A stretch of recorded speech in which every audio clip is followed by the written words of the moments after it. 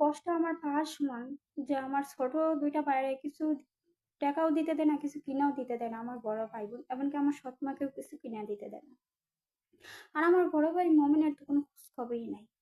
এর মাঝখানে আবার গ্রামবাসী আমাকে সবাই বুঝাইতে লাগলো যে এই বড় ভাই বোন তোর ভালো চায় না, খারাপ চায়, কখনো তোর বড় ভাই বোনকে কোনো টাকা পয়সা দিবি না, তুই কষ্ট করে কাজ করস, তোর পরনে কোনো কাপড় চাপড় নাই, তোর বড় ভাই বোন তোর কাছ থেকে কিভাবে টাকা নেয়।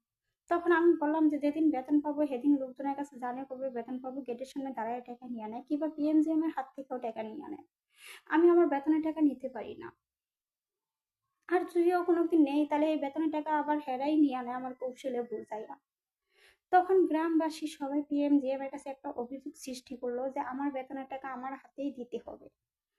তখন আমার বেতনের টাকা আমার হাতেই দিল। তারপর দেওয়ার পর একজন মাটির মা, সে খুবই ধনী লোক, সে হলো আমার বড় ভাই আমিনের ঘনিষ্ঠ বন্ধুর বউ। এই মাটির মা, তার মতন একজন লোক দুনিয়াতে হয় না। এই মাটির মা আমার বেতনের টাকাগুলো আমার হাত থেকে নিয়ে আনিল। তখন আমি বললাম যে কি ব্যাপার আপু, তুমি আমার বেতনের টাকাগুলো কেন নিয়ে আনিলা আমার হাত থেকে? তুমি তো বলছো আমার ভাই বোনদের টাকা না দিতে, এখন তুমি আবার আমার টাকা নিয়ে আনিলা কেন? তখন এই মাটির মা এই টাকাগুলো, আমার বেতনের টাকাগুলো হাত থেকে নিয়ে আমার 1 মাসের করে চাল ডাল বাজার সাথে কিনা দিল। আর আমার গড়বড়াও দিতে দিল না, বাকি টাকাগুলা স্বর্ণকারের দোকানে নিয়ে জমা দিল, আমার জন্য একটা সেন বানাইতে দিল। আর গড়বড়া শুকুর নানাকে বলল যে শুকুর ভাই, আপনি সামনের মাসে 2 মাসের গড় ভাড়া একসাথে নেবেন, এই মাসে আপনার কোনো গড় ভাড়া দেওয়া হবে না, জন্না আপনাকে গড় ভাড়া দিবে। শুকুর ভাই বললো যে গড় ভাড়া কি জন্না নিছে না মাটির মা তুমি নিছো? বললো যে জন্নার বড় ভাবি আমি, বোন আমি, মা আমি, জন্নার ঘরটা আমিই ভাড়া নিছি। কিন্তু আসলে মাটির মা আমার কিচ্ছু লাগে না, পাড়া এক বাড়ির ভাড়াটিয়া আমরা, একই বাড়ির ভাড়াটিয়া। এবং মাটির মা আমার বড় ভাই আমিনের ঘনিষ্ঠ বন্ধুর বউ। মাটির মার জামাই হয়েছে, মাটির বাপ হয়েছে আমার বড় ভাই আমিনের ঘনিষ্ঠ বন্ধু। কিন্তু মাটির বাপ যতবার বুঝাইতে যায় আমার বড় ভাই আমিনে, এতবার মাটির বাপরে অপমান অপদস্থ করে দেয় আমার বড় ভাই আমিন। তারপর মাটির মা আমাকে একটা সেন বানায় দিল, পরের মাসে বেতনে কানের জিনিস বানায় দিল, এর পরের মাসে বেতনে 3-4 জোড়া নুপুর বানায় দিল পায়ের রূপা দিয়া। তারপরের মাসে বেতনে মাটির মা নেয়াত করলো যে আমাকে হাতের দুলি বানায় দিবে। তারপর গ্রামবাসী নেয়াত করলো আমাকে একটা ভালো ছেলে দেখে বিয়ে দিবে।